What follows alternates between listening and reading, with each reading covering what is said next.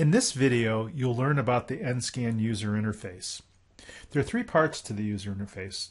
The first is the main screen, the second is the job screen, and the third is the system settings screen. On the main screen, in the upper left-hand corner, you'll notice there are two icons for network status. One is for the wired network connection, and the other is for the wireless network connection. In the center of the main screen is the big nScan button. To scan, simply load your pages and then tap the nScan button. Also on the main screen, you'll notice the scan settings buttons. Each of these buttons can toggle between two different settings. Now, if you need to change to a scan setting other than what is displayed on the main screen, you can tap Advanced Settings. You'll find all the scan settings, as well as some additional image processing options. You can adjust the brightness and contrast of documents. You can also add a watermark. You can remove punched holes from scanned documents. You can remove blank pages from batches of documents. And you can also scan more than one document in the feeder and separate those documents with a blank page and then get a PDF for each document. In the upper right-hand corner of the main screen is the link to the job screen. So tap that button and it launches the job screen. Now, jobs are very handy if you have repetitive scanning tasks. You can save any scan setup and destination information as a job.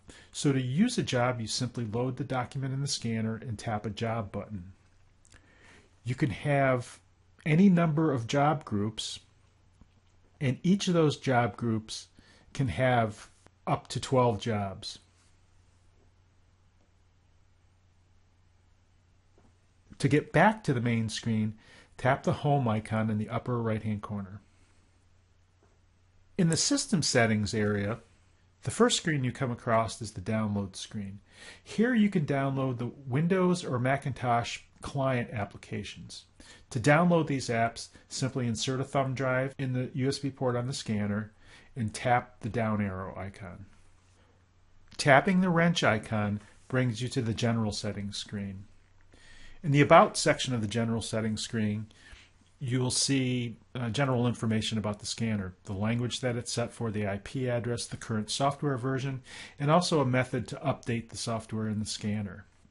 On the Wi-Fi screen, you can enable and disable the Wi-Fi connection.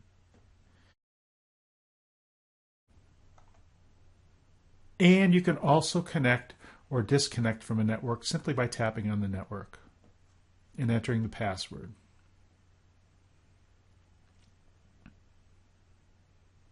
The calibration screen provides a method to recalibrate the scanner.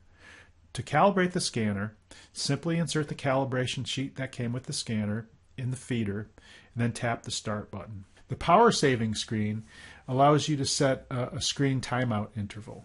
So after this interval expires, the screen on the nScan turns off. To turn the screen back on, tap the ZZ button on the nScan scanner.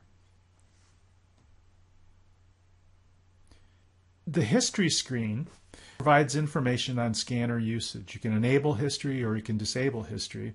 If you tap on the Log section, there's a usage log that's displayed, and also you can download the log to a thumb drive simply by inserting a thumb drive in the USB port and tapping the down arrow.